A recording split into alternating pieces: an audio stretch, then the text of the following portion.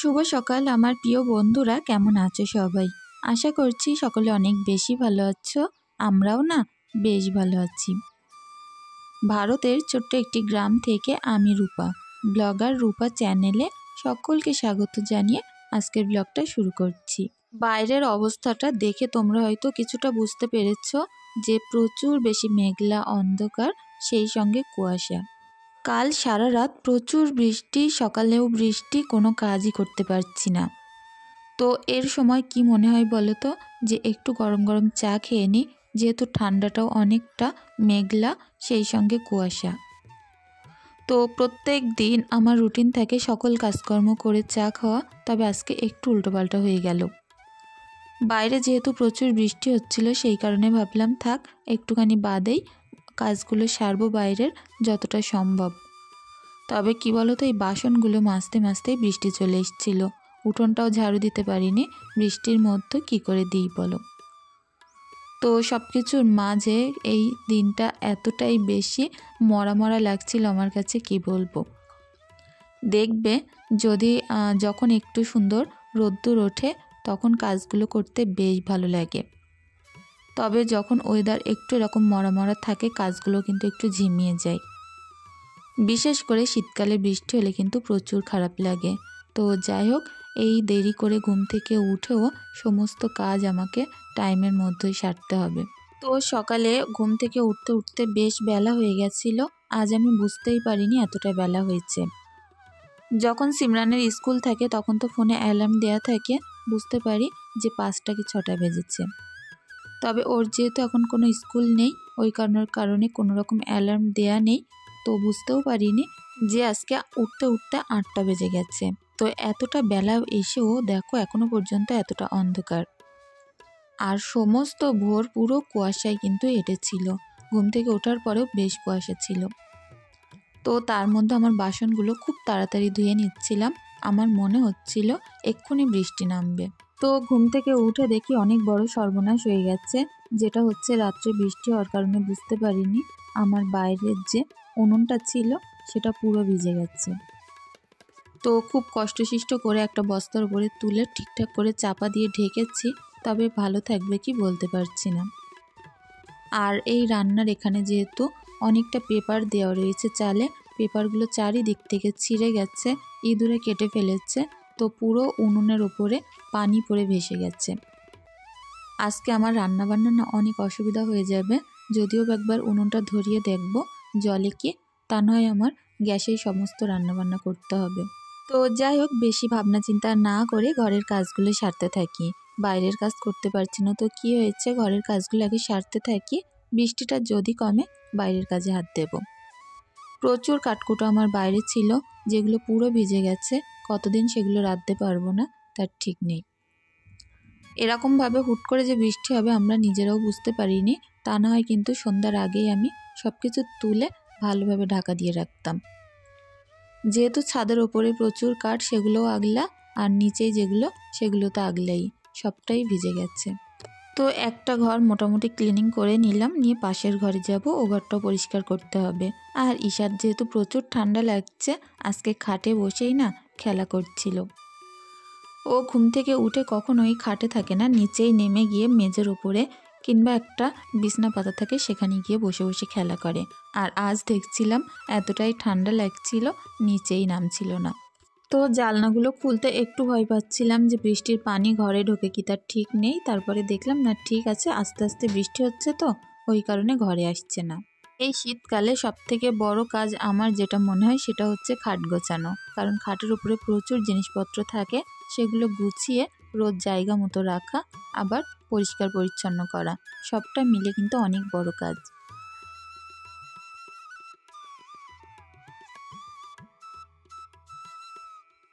তো এখানে একটা ব্ল্যাঙ্কেট ঈশা নেয় আর একটা ব্ল্যাঙ্কেট আমরা নিয়ে ঘরে থাকা হয়। আর সিমরান তো পাশের ঘরে থাকে। তো ওই প্রত্যেক দিনই আমার দুটো ঘরের খাটই সুন্দর করে গুছিয়ে নিতে হয়। তো পরিপাটি সংসারের খুব বেশি শক্ত, ওই কারণে চেষ্টা করি প্রত্যেক দিন আমার সংসারটাকে সুন্দর করে পরিপাটি করে গুছিয়ে রাখতে। কি বলতো, গোছালে অনেক কিছু, না গোছালে কিছুই নয়। তবে ওই যে দেখতে খারাপ লাগে, মনের কাছে কেমন জানি লাগে। প্রত্যেক দিন চেষ্টা করি স্নানের আগে সমস্ত কাজ গুছিয়ে ঘরবাড়িগুলো পরিষ্কার করে নিতে। এতে করে যতটা ঘরবাড়ি পরিষ্কার থাকে তার থেকেও বেশি আমার মনটা ভালো থাকে, কারণ সুন্দর জিনিস সবারই দেখতে অনেক বেশি ভালো লাগে। তো সকালের এই টুকটাক করতে করতে আমার কিন্তু বেশ অনেক সময় পার হয়ে যায়, সেটা আমি নিজেই বুঝতে পারি না। তো কাজের মধ্যে থাকলে দেখবে সময় কোথা দিয়ে বেরিয়ে যায় আমরা বুঝতে পারি না। তো তারপরে দেখো যে ভিজে জামাকাপড়গুলো ছিল সেগুলো তো বাইরে সকালে একবার মেলেছিলাম, বৃষ্টির কারণে আবারও তুলে আনতে হলো। এখন সবটাই বারান্দার কোণে মেলে দেব। তো এই বারান্দাটায় আমি এরকম ভাড়া দড়ি এরকম টানিয়ে রেখেছি, কারণ যখন বর্ষাকালে দুটো একটা করে ভিজে জামাকাপড় থাকে সেগুলো সবটাই এখানে ধরে যায়। আমাদের মতো যাদের ছোট ছোট বাচ্চা আছে তাদের কিন্তু এরকম ছোটোখাটো দড়ি ভাড়া অনেক কাজে লেগে থাকে, কারণ সারা দিন কাঁচা ধোয়া শুকানোর পরেও দুটো একটা সবসময় প্রায় ভিজে থাকে, তখন হুপ করে এরকম হাতের কাছে মেলে দেওয়া যায়। তো কাল রাত্রে হাজব্যান্ড কিছু ফল নিয়ে এসেছিল, সেখান থেকে কিছুটা ঈশাকে খাওয়ানো হয়েছে, সিমরান খেয়েছে, আর যে দুটো তিনটে ছিল সেটা সুন্দর করে ঝুড়িতে গুছিয়ে রাখলাম। এখন যাব ডাইরেক্ট রান্নার দিকে। রান্নার কিছুই ছিল না, তো হাজব্যান্ড বললে একটু মাংস পাঠিয়ে দিচ্ছি। আর আমাদের বাড়ি বিশেষ করে অধিকাংশ দিনই যখন হাজব্যান্ড বাড়িতে থাকে মুরগির মাংস করতে হয়, কারণ ও মাছ টাছ তেমন খেতে চায় না, মাংসটাকেই বেশি ভালোবাসে। তো নতুন আলু দেখবে সেদ্ধ হতে চায় না, আর সিদ্ধ হলেও না রাত্রে গিয়ে একটু শক্ত হয়ে যায়। ওই কারণে আমি একটু গোটা গোটা বড় আলু করে ওই প্রেসার কুকারে নুন হলুদ দিয়ে সিদ্ধ বসিয়েছি। আর এদিকে মাংসটা করছি। মাংসের পিসগুলো একটু ছোট ছোট মাঝারি সাইজের করেছি, যাতে রাত পর্যন্ত খুব ভালোভাবে হয়ে যায়। বাড়িতে যদি একটু ফুলকপি কিংবা বাঁধাকপি থাকতো তাহলে ওটা দিয়ে দিতাম, খেতে আরও বেশি ভালো লাগতো। যেহেতু নেই সেই কারণে শুধু নতুন আলু দিয়েই মাংসটা করব। আর সকালবেলা আমি আগে ভাত করেছি, আর সেই সঙ্গে অল্প একটু শাক ছিল আগের দিনকার, তো সেই শাক রান্না করেছি আলু দিয়ে। তো এই শাক ভাজা আর মাংস দিয়ে আমাদের খুব সুন্দরভাবে হয়ে যাবে। আগের দিন যে মেথি শাকটা তোমাদেরকে দেখিয়েছিলাম সেটাই আলু দিয়ে ভাজা করেছি, আর হাজব্যান্ডের ওই শাকটা অনেক বেশি পছন্দ। তো এদিকে আমি ভাতটা সুন্দর করে উপর করে নিচ্ছি, আর দুদিকে দুটো ক্লিপ লাগিয়ে দিলাম, সরার এ মাথায় একটা ও মাথায় একটা, এতে করে না একটাও আর ভাত পড়বে না। প্রত্যেক দিন রান্নার সময়ই আমি একেবারে রান্নার জায়গাটা সুন্দর করে পরিষ্কার করে নিই, যাতে করে রান্নাও শেষ হয়ে যায়, জায়গাটাও পরিষ্কার থাকে। তো মাংসটা সুন্দর করে এখন কষাবো, এর মধ্যে নুন হলুদ লঙ্কার গুঁড়ো জিরের গুঁড়ো সবটাই দিয়ে দিচ্ছি। তো কাশ্মীরি লঙ্কার গুঁড়োটা লাস্টের দিকে দেব, যাতে করে কালারটা বেশ সুন্দর লাগে।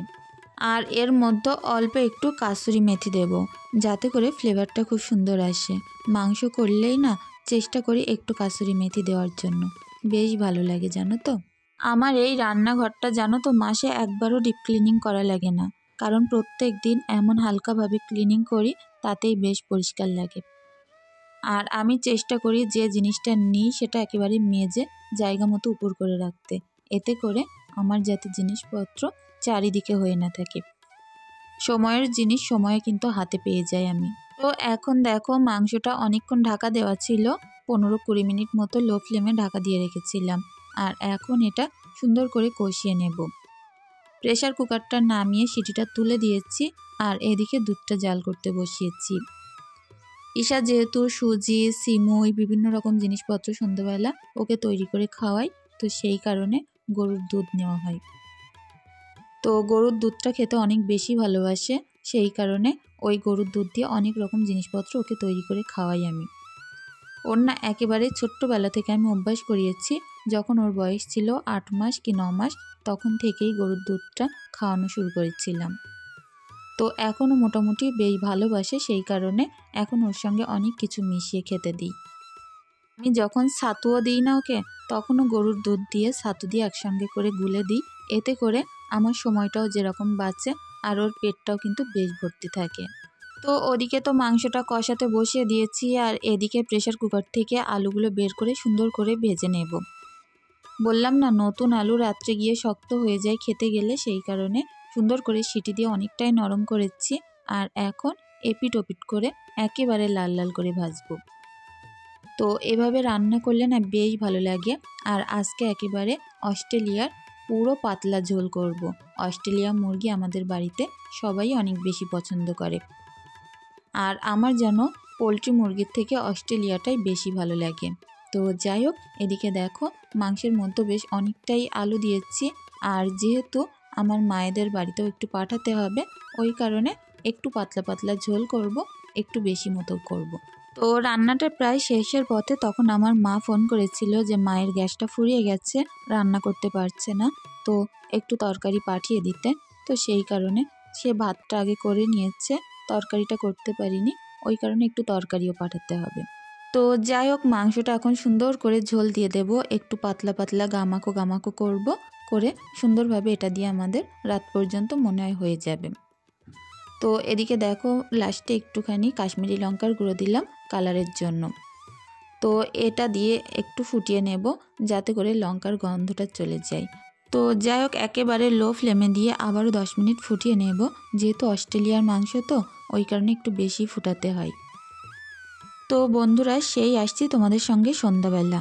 বর্ষার দিন যদিও বা না শীতকাল, তবে বর্ষার দিনের মতো বৃষ্টি হচ্ছে, সারা দিন ঠান্ডা ঠান্ডা ওয়েদার। ঘর থেকে বাইরে বেরোতে পারছি না, বাচ্চারাও অনেক বেশি দুষ্টুমি করছে, ঘরের মধ্যে থাকতেই চাচ্ছে না। তো সন্ধ্যাবেলা বললাম চলো কিছু খাবার বানিয়ে নিই। তো ঘরে তো তেমন কিছু সবজি ছিল না, এই যে একটু ধনিয়া পাতা আর অর্ধেকটা বেগুন প্রায় 4-5 দিন আগে রেখেছিলাম।